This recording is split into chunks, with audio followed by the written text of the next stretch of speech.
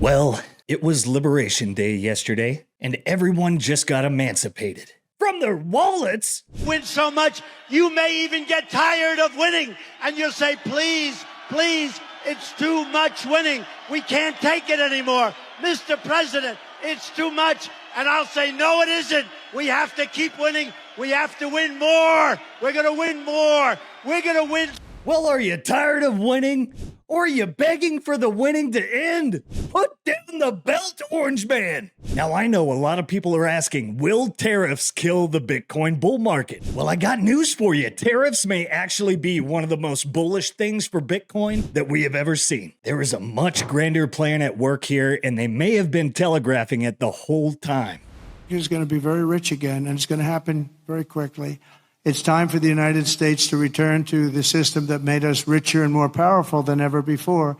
You know, the United States in 1870 to 1913, all tariffs, and that was the richest period in the history of the United States, relatively speaking. In other words, relatively. Maybe these pre-1913 policies are simply meant to destroy the creature from Jekyll Island. And I've been telling you guys for quite some time that Scott Bessent, the U.S. Treasury Secretary, is the equivalent of a true economic hitman. This is the guy you make treasurer if you were planning to run economic war games and possibly establish a new Bretton Woods. And it appears there is a growing consensus around this. We have a massive show today, and you're about to find out how all this chaos is part of a grander plan that could be more bullish than we ever imagined. Send it!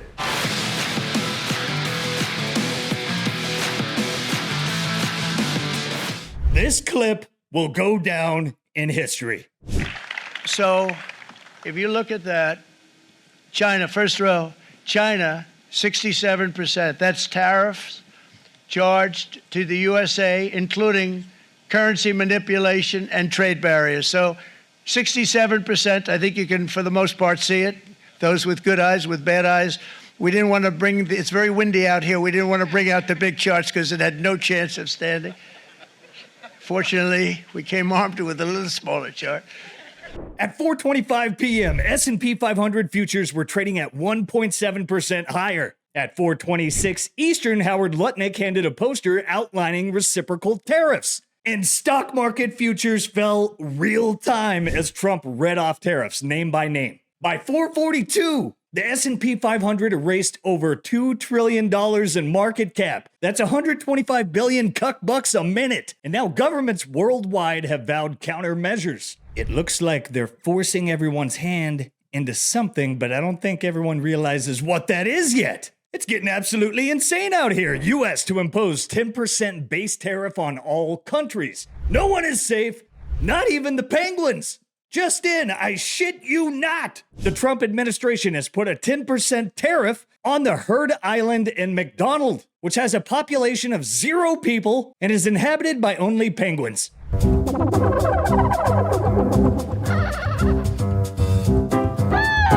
It's time to pay up. And not to mention, Hogwarts and Narnia have also been hit with tariffs. Just look at this. I don't know, the Shire might be safe though. Now this is insane. I was just talking to Dante the other day about this, but while everyone is freaking out about the chaos, a carefully orchestrated plan is being implemented. There's an old Soviet nuclear strategy called escalate to de-escalate. And fortunately, it was never, or so far hasn't been used. But I think with tariffs, you can escalate to, you can put tariffs on with the idea of getting rid of all the tariffs. Escalate to de-escalate. I've been thinking about this, and while there is some short-term pain, look at the possible long-term gains. Global free trade. Look what happened to Canada, and this can lead to further free trade agreements. Trump references 1913 a lot. Check this out. 1789 to 1913, we were a tariff-backed nation, and the United States was proportionately the wealthiest it has ever been. So wealthy, in fact, that in the 1880s, they established a commission to decide what they were going to do with the vast sums of money they were collecting. We were collecting so much money so fast, we didn't know what to do with it. Isn't that a nice problem to have? What do you think, Marco? Good problem? Marco would love that problem.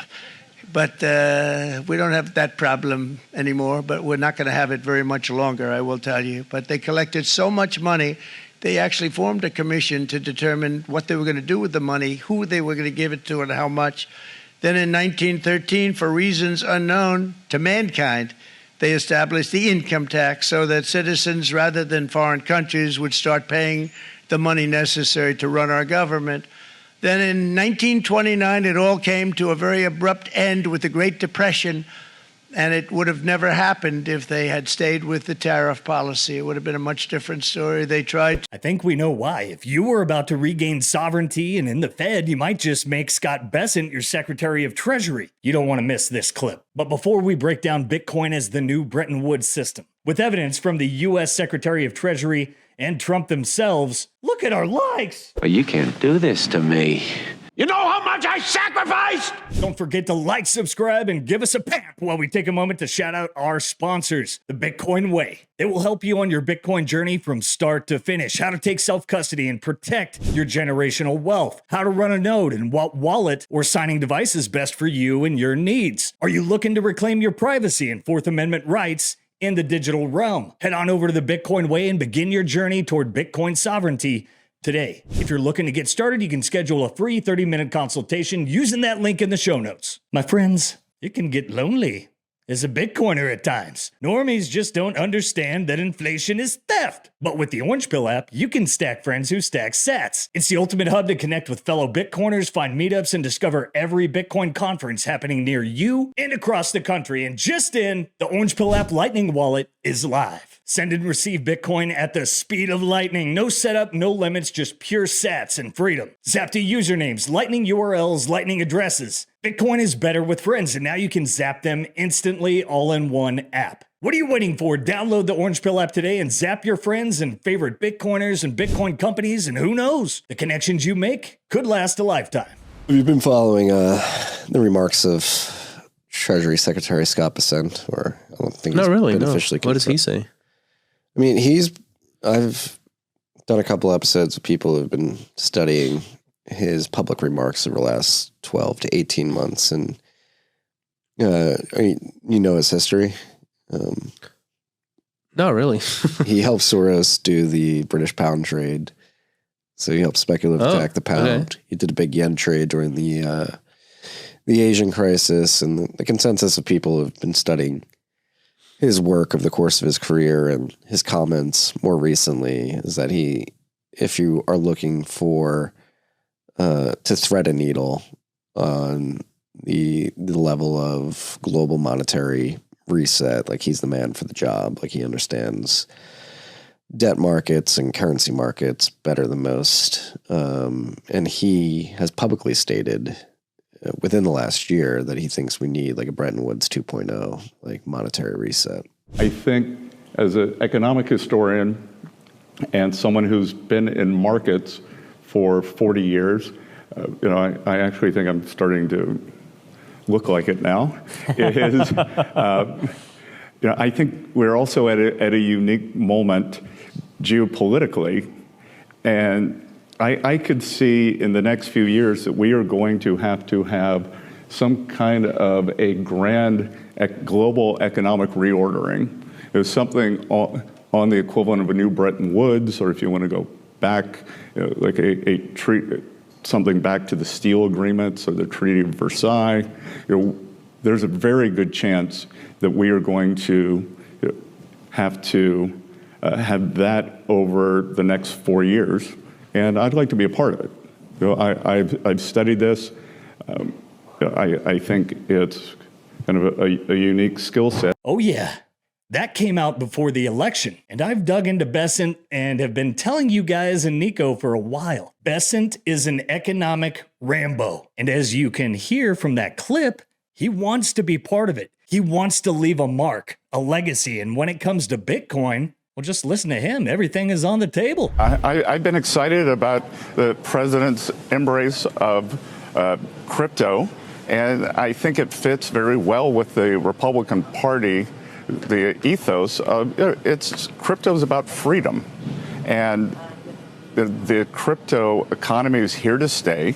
The Democrats are running from it because they're trying to wash off the stench of Sam Bankman-Fried and his family's donations to the Democratic Party. So they're willing to take down a whole industry because of bad behavior on their part, bad behavior one actor. And I think that everything's on the table with Bitcoin. And to me, one of the most exciting things about Bitcoin is for a generation of investors who maybe post the great financial crisis have been looking for investment opportunities, or maybe they'd soured on markets. Crypto is bringing in young people. It's bringing in the people who haven't participated in markets, and having a market culture in the U.S. and people believing that markets work for them is a centerpiece of capitalism. You know what's absolutely crazy? I'm pretty sure U.S. senators have even mentioned what's about to take place. Go ahead and take a look at gold and Bitcoin's prices while we listen to the Bitcoin senator. Check it out. Well, a lot of people are concerned about the debt, and I want to talk about that idea of revaluing gold. Can you maybe break down for people, why do we have gold on our balance sheet that isn't valued at the current market price? Gold just hit a recent all-time high again, and is there something controversial about revaluing gold? Does that send a signal around the world? Tell us about that process. Well, it's a great question, and the answer is I don't think it creates a signal around the world. Back in the 1970s, in 71 was when President Nixon took us off the gold standard. And then that process was complete in 1974. And so these gold certificates have been held on the U.S. balance sheet at their 1974 value, which is, I don't know, like $42 an ounce, ever since. Why they froze the value and didn't continue to market, I don't know. But that is the case. It's valued on the U.S. books at $42 an ounce. Here we are, I think it hit $3,000 recently. So if we keep our physical gold, the gold that's in Fort Knox, but take the gold certificates, bring them up to current fair market value, and then convert them to Bitcoin, we can achieve President Trump's goal of having this happen on a budget-neutral basis, meaning no new taxpayer dollars would be needed to create a strategic Bitcoin reserve. And now, if you wanted to maximize the value and acquisition of Bitcoin by the U.S. government during that trade, you would want Bitcoin as low as possible with gold as high as possible. Now, while many people may be thinking this, just take a look at that. Think about that. Yes, gold up 17.5%, Bitcoin down 22%. I'm seeing correlation. But what they're missing, my quant over here, Josh Mann, gets what's really going on. I've actually considered this, but I've come to the realization that this is going to be Trump's pièce de résistance, his grand finale, if you will, the art of the deal writ large. He's going to rug pull all the gold bug nations in the BRICS, and Brazil will be the only one to see it and get out of the way. I won't bother to challenge you to a bet this time. It's true, nonetheless. So I really have some bad news for you. And so does James Lavish. If you are selling Bitcoin because of tariffs, then you have no idea what you own. Because what's coming is going to possibly be the biggest global economic power play in the history of mankind. So the very simple idea is buy 20 or 25% of the Bitcoin network on behalf of the U.S. government, catalyze the development of that world reserve capital network, and then let all the Chinese and the Russians and the foreigners sell all their other assets and buy Bitcoin, and then the money flows into the United States. If you want to put a great twist on it, dump your gold, sell all the U.S. gold, buy Bitcoin, then the trade is free because you could buy 5 million Bitcoin for the cost of the gold. You will demonetize the entire gold asset class, and our enemies hold gold in their banks, so their assets would go to zero. Our assets would go to $100 trillion, and we would control the world's reserve capital network as well as the world's reserve currency network. As usual, you're painting a grand and vivid picture, Michael, with this kind of stuff.